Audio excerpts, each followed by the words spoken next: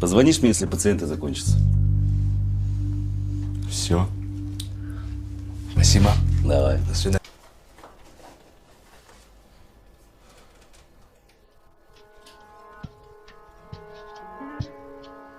Алло? Из-за блокировки платформы полная серия доступна по ссылке в первом комментарии. Priorité numéro un. Mais juste au moment où je pensais que tout espoir était perdu, une lumière faible est apparue dans le lointain. Nous avons trébuché vers elle à moitié aveugle et à moitié gelé, jusqu'à ce que nous atteignions enfin la petite cabane aperçue auparavant.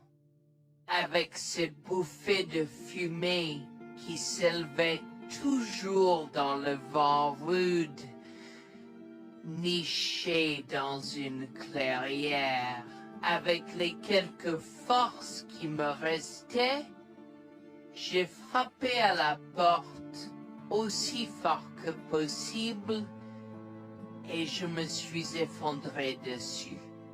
Maintenant, qui pourrait, oh Harold, apporter de l'eau bouillante et des couverts tout de suite? Un couple âgé et gentil nous a accueillis. Ils étaient si aimables de nous permettre d'enlever nos vêtements gelés, de nous baigner dans l'eau qu'ils ont tirée pour nous et de nous asseoir près du feu avec une nouvelle paire de vêtements et leur offrant une soupe chaude et des couvertures pour nous envelopper. Nous nous sommes blottis ensemble dans la chaleur. Mes sentiments de colère et de frustration ont commencé à bouillir. Comment ont-ils pu faire ça? J'espère qu'ils viennent dehors. Il y a plus de gens dehors? Nous devons aller les chercher. Non, ne te dérange pas, c'est ma belle-mère et mon mari inutiles.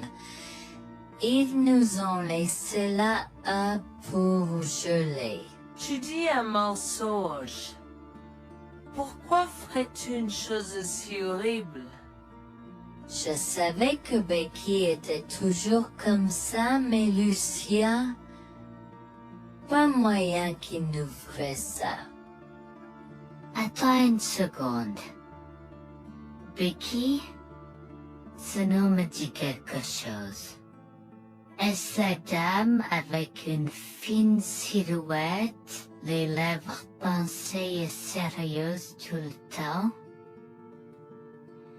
Porte-t-elle des lunettes pourpres et une taupe sur l'aide sa lèvre spéa?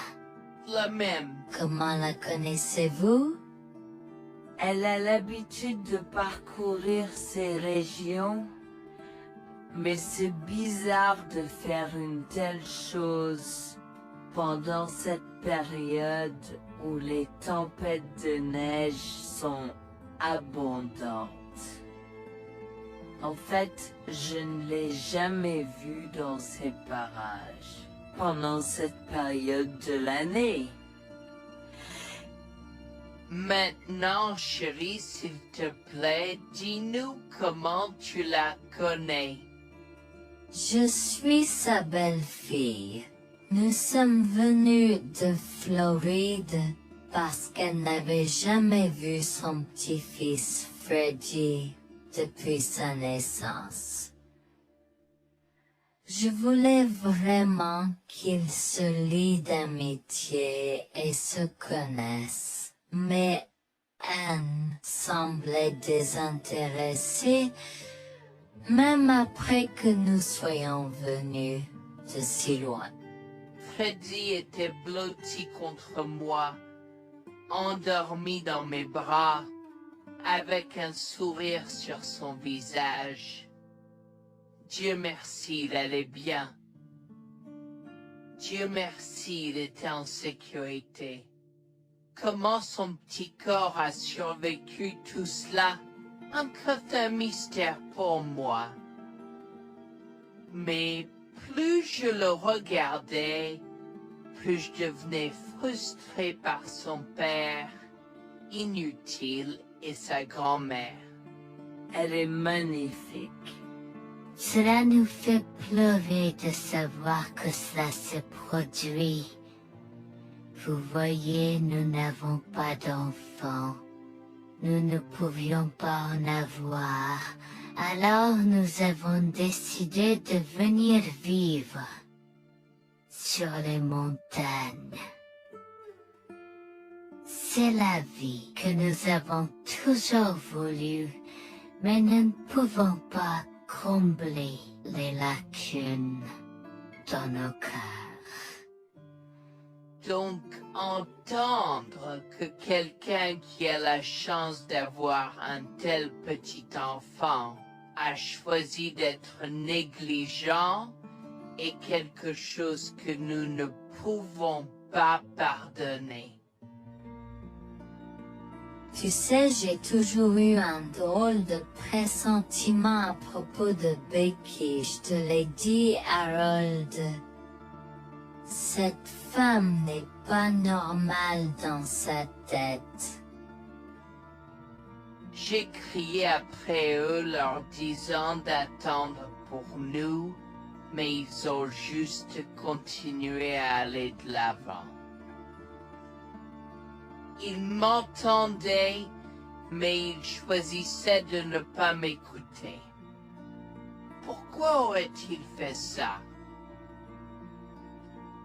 Parfois, nous ne savons pas pourquoi les gens font les mauvaises choses qu'ils font. Tout ce que nous pouvons faire, c'est faire de notre mieux. Nous avons continué à converser le reste de la soirée, et aussi en colère que je fusse. Avec le stade où je me fais cheveux merger parce que je savais que Lucien et moi étions exécutés. Le matin est venu et il semblait que la tempête de neige se soit calmée. J'ai cherché sur divers sites web pour trouver des rapports météorologiques indiquant que c'était maintenant sûr de se déplacer dans la ville. Et la ville. J'ai échangé des coordonnées avec Georgina et Harold, les remerciant pour tout l'amour et les soins qu'ils nous ont montrés. Il n'y a pas besoin de nous remercier. Nous avons juste fait ce qui était juste. N'importe qui, avec la moitié d'un cœur, aurait fait la même chose. S'il vous plaît, laissez-moi vous accompagner chez vous. Harold et Georgina nous ont accompagnés à la résidence et, oh mon Dieu, nous avons trouvé Lucien et Rebecca assis confortablement sur le porche avant, comme si Freddy et moi étions sur le point de mourir la veille. Je suis sorti de la voiture et j'ai commencé à perdre les pédales. Qu'est-ce qui ne va pas chez vous, les gens? Comment pouvez-vous nous laisser là? Tu nous ralentissais et nous voulions voir la cascade gelée. Est-ce que tu plaisantes? Freddy aurait pu mourir la nuit dernière. Tu t'en fous, vous, Lucien? Pour être juste, tu aurais pu simplement rester à la maison si tu n'étais vraiment pas prêt pour cette aventure. Je jure devant Dieu, à ce moment-là, ma vision est devenue rouge. J'étais prêt à attaquer, à donner des coups de pied, à crier et à hurler pour que le monde entier entende à quel point ces gens étaient horribles. Non seulement ils nous ont laissés là, mais ils semblaient ne pas se soucier de ce qu'ils avaient fait. C'était presque comme s'ils essayaient de nous tuer. Avant que je ne puisse lancer une série d'actions et de mots qui ne pourraient pas être repris, Harold m'a retenu, me disant de me calmer, car Freddy était toujours dans la voiture avec Georgina.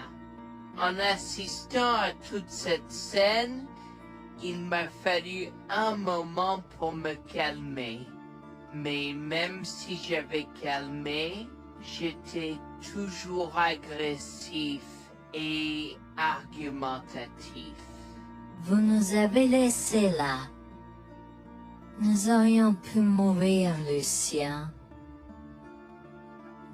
Tu t'en fous de ça? Tu t'en fous que ta mère ait essayé de nous tuer? Ne sois pas dramatique, Noémie. Elle n'essayait pas de faire ça. Regarde, la raison pour laquelle nous ne sommes pas revenus te chercher est parce que nous savions que tu trouverais de l'aide et un abri. Je veux dire, tu as toi-même indiqué cette cabane, n'est-ce pas? Il semble que tu aies obtenu l'aide dont tu avais besoin. Pas grâce à toi ou à ta mère. Je n'arrive pas à croire ce que j'entends en ce moment. Assez, tout le monde. Ne me donne pas mal à la tête. Comment peux-tu être si froid et sans cœur envers ta femme? J'ai la moitié d'une idée de venir te frapper. Essaie, vieil homme. Je te mets au défi. Écoute, Noémie.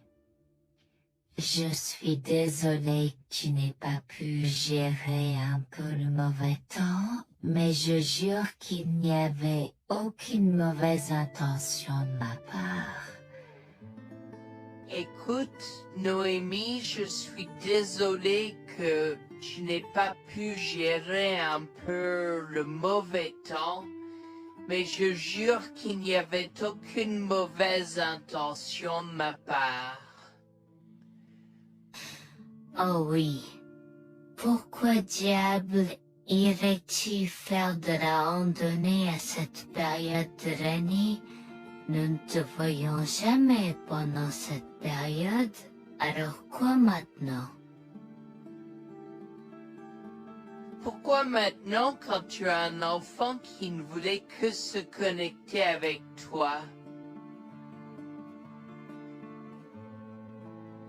Quelqu'un pourrait argumenter que ce niveau de négligence grossière était intentionnel, Becky. Tu es une personne malade et pathétique. Cela a semblé faire fondre l'extérieur froid et dur de Becky, qui avait l'air douloureuse, du moins pendant un instant, avant de revenir à son extérieur de méchante sorcière de l'Ouest. Je ne sais pas ce que tu essaies d'insinuer, Mais si tu cherches une bataille, je peux t'assurer que tu la perdras. Tu oublies que je suis une femme riche. J'ai accès au meilleur.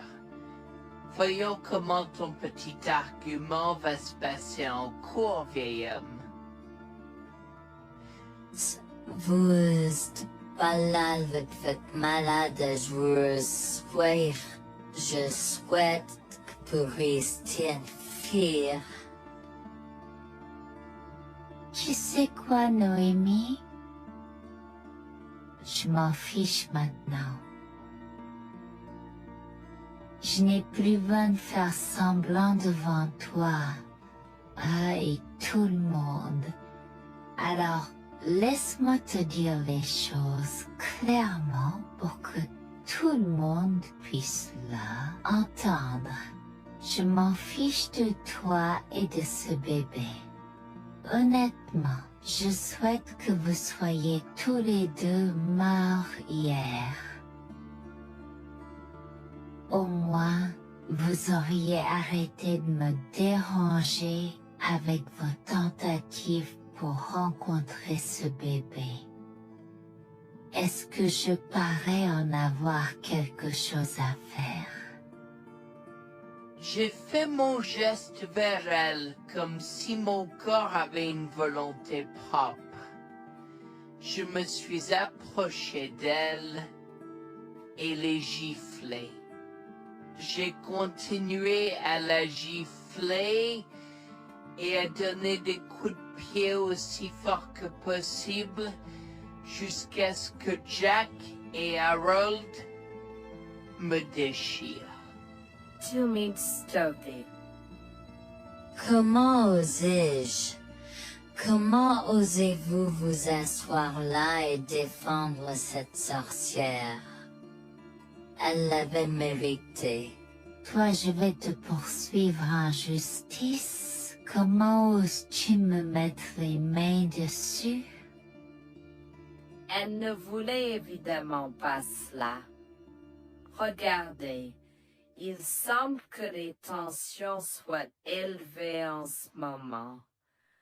Pourquoi ne pas tous prendre une grande respiration? Entrons et réglons cela. Vous êtes un homme faible et pathétique, et j'espère que vous passerez le reste de votre vie à expier ce que vous avez fait à votre fils. Avant que Jack ne puisse répondre, je lui ai craché au visage avant de rentrer à l'intérieur, de prendre Freddy et ses affaires, et de monter dans la voiture avec Georgina et Freddy. Maman, j'ai peur. Que se passe? Quoi tu combattu, grand-mère? Chérie, je suis vraiment désolée que tu aies dû voir ça. Les choses sont beaucoup plus compliquées ici et je ne veux pas te mentir. Mais je crains que tu ne sois un peu trop jeune pour comprendre. Mais pour l'instant, je suis désolée de devoir te dire que pour l'instant, il semble que grand-mère et papa ne veulent pas de nous ici. Nous ne pouvons pas être ici parce que papa et grand-mère ne sont pas très gentils et je ne veux pas que tu sois autour de personnes qui ne sont pas gentilles. Mais Georgina et Harold sont gentils, n'est-ce pas?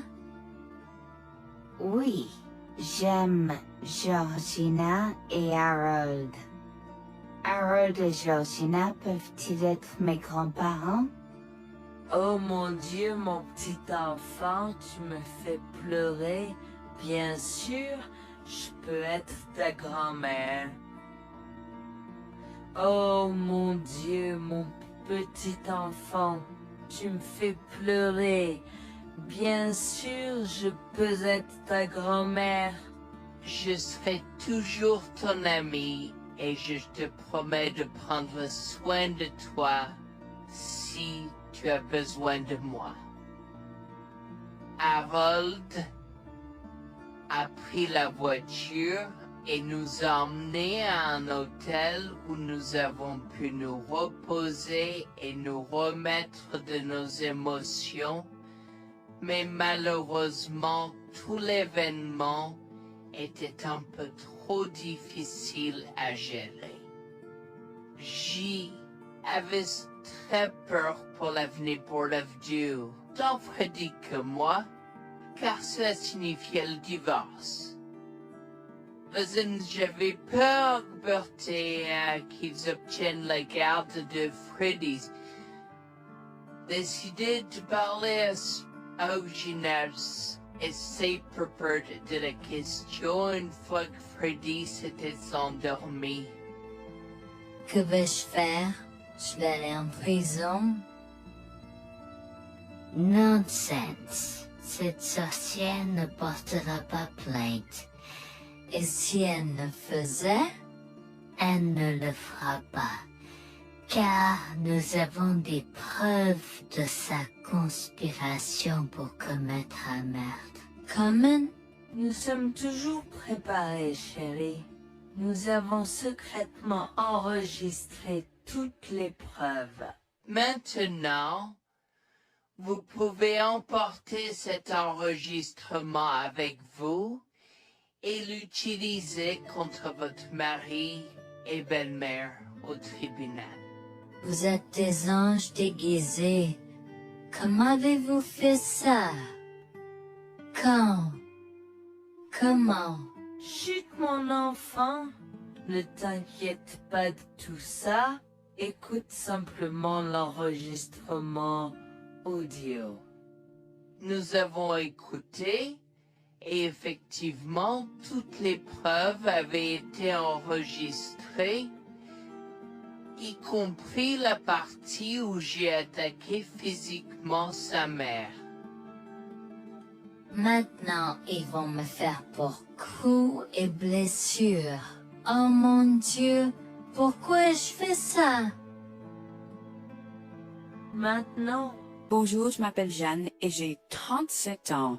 Je rédige ceci parce que l'année dernière a été très difficile pour moi et mon mari Jules. Nous avons beaucoup progressé depuis cet incident et je veux juste partager cette histoire pour aider quiconque pourrait se trouver dans une position similaire. Laissez-moi d'abord vous raconter comment j'ai rencontré mon mari, adorable. Tout a commencé de la manière la plus inattendue, dans un hôpital. Jules et moi nous sommes retrouvés à passer une longue nuit devant la salle d'urgence remplie d'inquiétude et incapables de partir. Jules était là parce que sa sœur avait eu un grave accident de voiture alors que ma mère a souffert d'une crise cardiaque. Dans cet espace partagé d'inquiétude et d'incertitude, nous avons trouvé du réconfort dans la présence de l'autre. Nous avons parlé facilement, découvrant un terrain d'entente et une compréhension réelle. Comme nous avons réalisé que cela prendrait un certain temps avant d'avoir des nouvelles des médecins, nous avons décidé de faire une pause et de prendre un café au café de l'hôpital. Nous ne savions pas que ces rencontres fortuites allaient changer nos vies à jamais. Au fur et à mesure que la nuit se transformait en aube, nous avons échangé des numéros avant de nous séparer à contre-séance. Pendant que la condition de ma mère se stabilisait et qu'elle commençait sa convalescence, la sœur de Jules faisait face à un voyage plus difficile. L'accident l'avait laissée avec de graves lésions de la moelle épinière et des blessures cérébrales, et elle était paralysée de la taille aux pieds.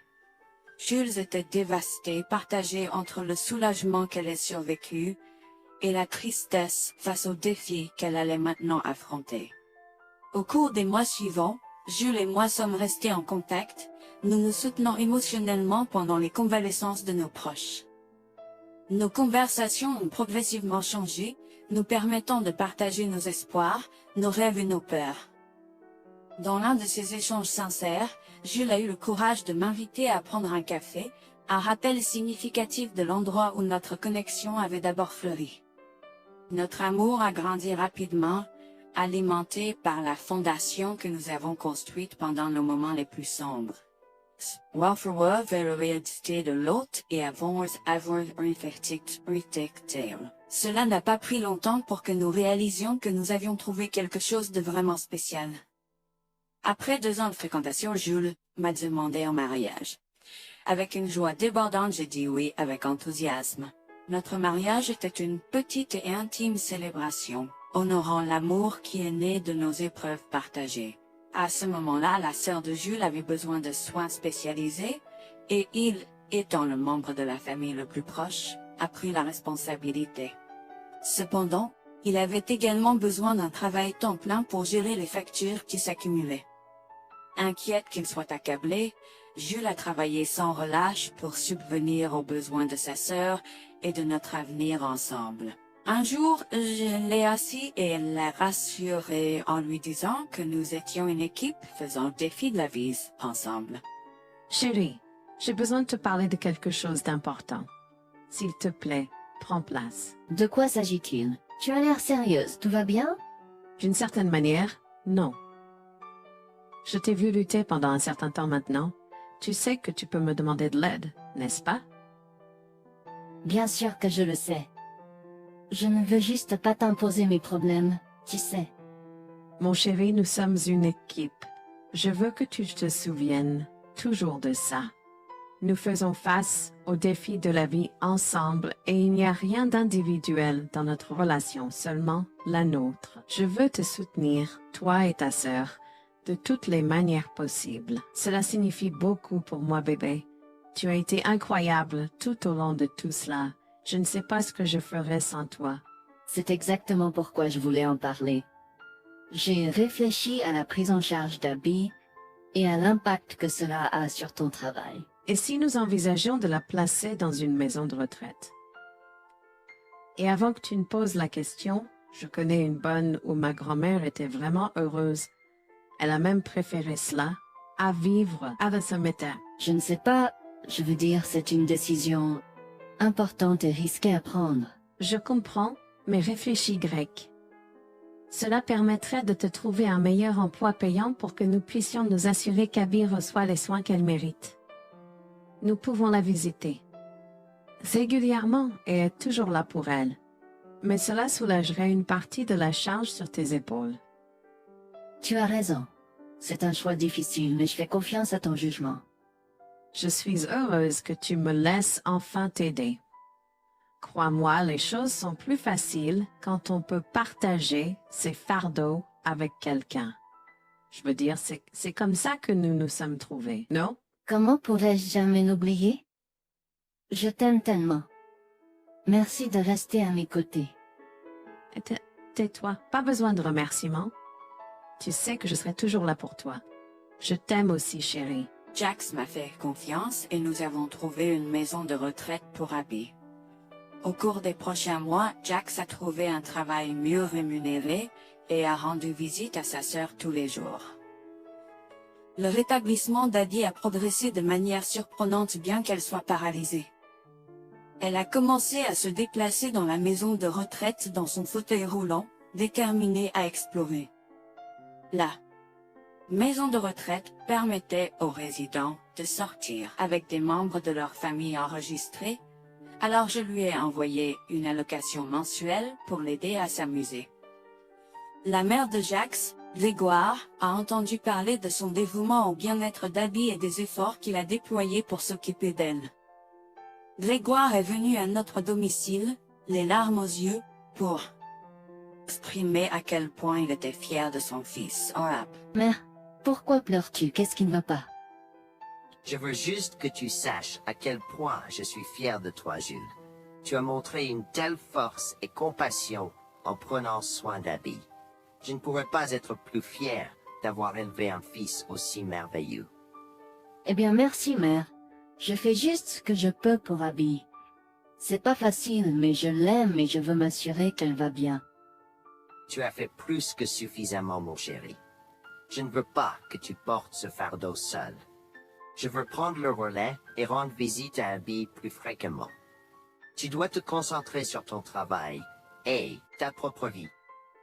Abby sera bien prise en charge. Fais-moi confiance. Eh bien, ce n'est pas comme si je l'avais fait seule. Jeanne a été à mes côtés, me soutenant à chaque étape du chemin. Nous sommes une équipe et nous sommes tous les deux engagés dans le bien-être d'Abby. Oh, je sais que Jeanne a été là, mais tu as fait tellement, Jules. Il est temps que tu priorises ta propre vie et ta carrière. Abby sera entre de bonnes mains. Fais-moi confiance. D'accord, mère, si tu es sûre de toi, alors j'accepterai. Mais je veux que tu saches que c'était un plaisir de prendre soin d'Abby et que je serai toujours là pour elle, quoi qu'il arrive. Je t'apprécie, Jules, mais il est temps pour toi et Jeanne de vous concentrer sur vos futurs. Fais-moi confiance, ce sera pour le mieux. D'accord, mère, si tu crois que c'est la bonne chose à faire, alors j'irai avec. Promets juste de bien t'occuper d'Abby. Je te le promets, maman, tu peux compter sur moi. Maintenant, m'en va et concentre-toi sur ton travail. Laisse-moi m'occuper de la garde d'Abby. J'ai trouvé l'intérêt subi de Grégoire pour Abby un peu étrange, mais je me suis tue car je savais que ce moment était important pour Jules. L'année suivante, Jules s'est concentré sur son travail et obtenu une augmentation. J'ai également obtenu une augmentation, ce qui nous a permis d'augmenter la